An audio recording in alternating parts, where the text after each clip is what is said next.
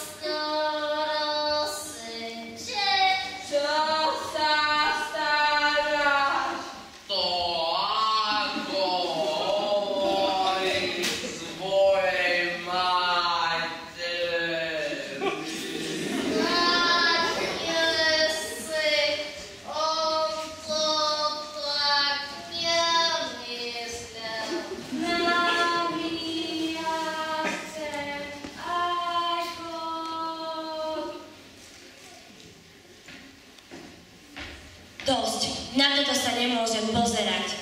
Nech to rýchlo skončí. A čo bolo v škole? 5 rokov sloviny za to môže tieto slova. Tak si zakazujem rozprávať.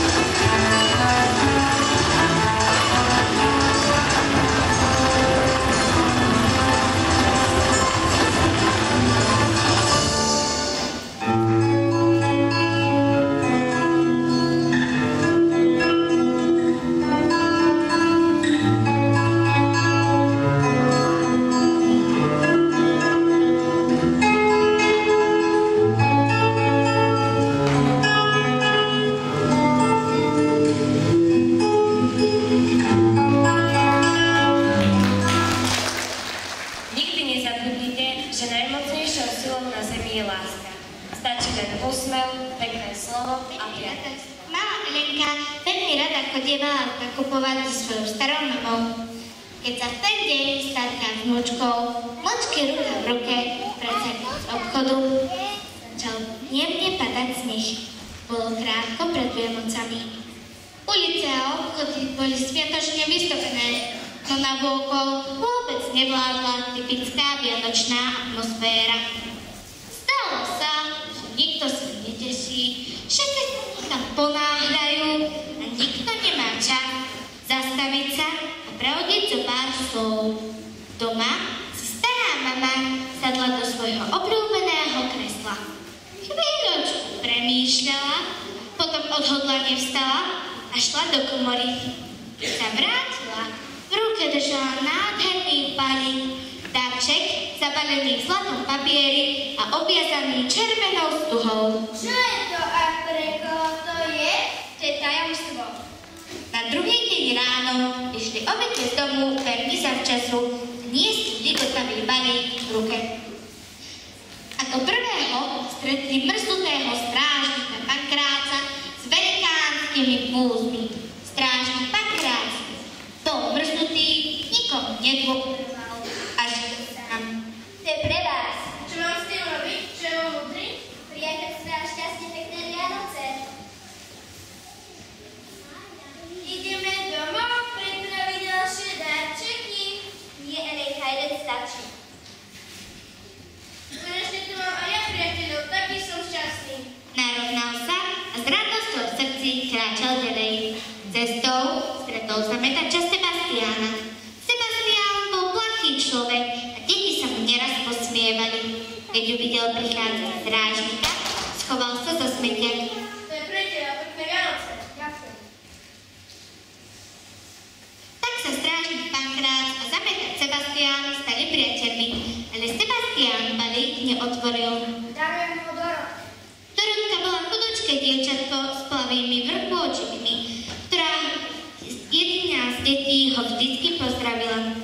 Práve ležala v posteli s chrípkou. Sebastián s menšími rozpakmi odovzdal darček Dorotkinej mame, ktorá mu za to ponúkla kávu. Keď Dorotka uvidela ten nádherný darček, hneď jej bolo lepšie. To musí byť nádherný darček. Poďme ho Zuzke, ak sa som ho ulobrila. Zuzka bola jej najlepšia kamarátka, no pred 2 dňami sa pohádali. Keď Zuzka uvidela ten nádherný darček, bežala k Dorotke a objala ju.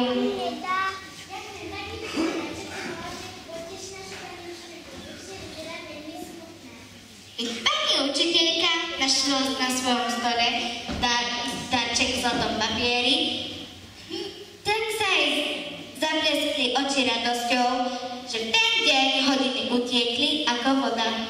Keď sa vrátila domov, darovala balíček pani Kováčovej, ktorá často plakávala, lebo jej deti bývali ďaleko. Ale ani pani Kováčová si balík nenechala pre seba. Darovala ho Emilovi, ktorý bol milý a prívetivý, no keďže pracoval ako mesiar, všetci si o ňom mysleli, že je chladný a bez srdca, ale ani Emil balík neotvoril. Všetci, čo si odovzdávali balík, sa usmívali a prihovárali sa jeden druhému. Keď stará mama s Elenkou išli o niekoľko dní obed nakupovať, pozdravil ich akýsi pán a porozprával im, čo sa deje v posledných dňoch a že ľudia sú šťastnejší vďaka jednému tajomnému balíku. Kým stará mama zadala kľúče od bytu, vyšla aj naproti pani Amálka, ktorá sa jej nikdy predtým neprihovorila. Zeba, to bolo krásne Vianoce. Toto je pre vás. Ďakujem, zastavte sa u nás na to reči. Hurá, hurá, balík sa k nám vrátil. Prosím, stará mama, povieš nám, čo v ňom je? Nič zvláštne, trocha lásky.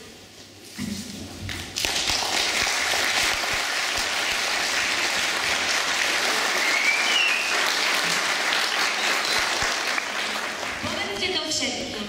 Láska sa musí narodiť v našich srdciach a potom prídu tie najkrajšie Vianoce nášho života. Vianoce. V jedličke vôňa pokoj. Betlehem, hviezda lásky. Viera nám srdce otvorí a strhne všetky masky. Z neba prichádza Boží syn, prichádza láska sama. By na seba zobral ťarchu našich vín, on synom človeka sa stal. Už žiary hviezdy mesiaca, rušala láska sviatky. Jak svieca horiaca sú otcovia i matky. I deťom svietia očka už, všetci sme malé deti. Chlapec i žena, dievča, muž, keď v srdci láska svieti. Do rúčky rúčku stúlime, srdce do srdca hladko. Už nenecháme na zinu, to naše je zujatko. Ľudia plní lásky, Robert a Monika si pred večerou išli na prehľadku. Chumáče z nehu im padali do tváre, keď uvideli pred sebou kostol a v ňom svetlo. Vošli dovnútra. Kostol bol vysvietený žiarnými svetlami. Podišli bližšie a obdivovali atmosféru chrámu. Tu sa otvoria dvere. Dovnútra vojde zababušené malé dieťa. Ježiško, si doma? Príď na Vianoce k nám. Moja mamička je veľmi chorá a sestrička Zuzička plače, lebo len my z ulici nemáme stromček. Zbožne sa uklonilo a odišlo. Vôbec si nevšimol, že pán si pozval na rozhovor s ním dvoch svedkov. Monika a Robert si dieťa všimli, vedeli, o akú rodinu ide a plnutí detskou dôverou v pána Ježiša začali konať. Monika, musíme jej pomôcť. Môj priateľ je lekár. Môže sa pozrieť na tvoju mamičku. Dobre, Robert, choď. A ja zatiaľ doženiem vianočný stromček, darčeky a niečo na štedrovečerníctvo. Za krátky čas už boli všetci v dome pri chorej žene, matke a deťoch. Lekár ošetril chorú matku a podal utešujúce viesty. Monika a Robert nachystali stromček, darčeky a spolu s deťmi zasadli k stolu. Keď odchádzali od detí, práve zvony na kostolnej veži zvolávali ľudí k polnočnej svätej omši. Robert a Monika vstúpili do chrámu a tam práve zaznela pieseň Tichá noc, svätá noc.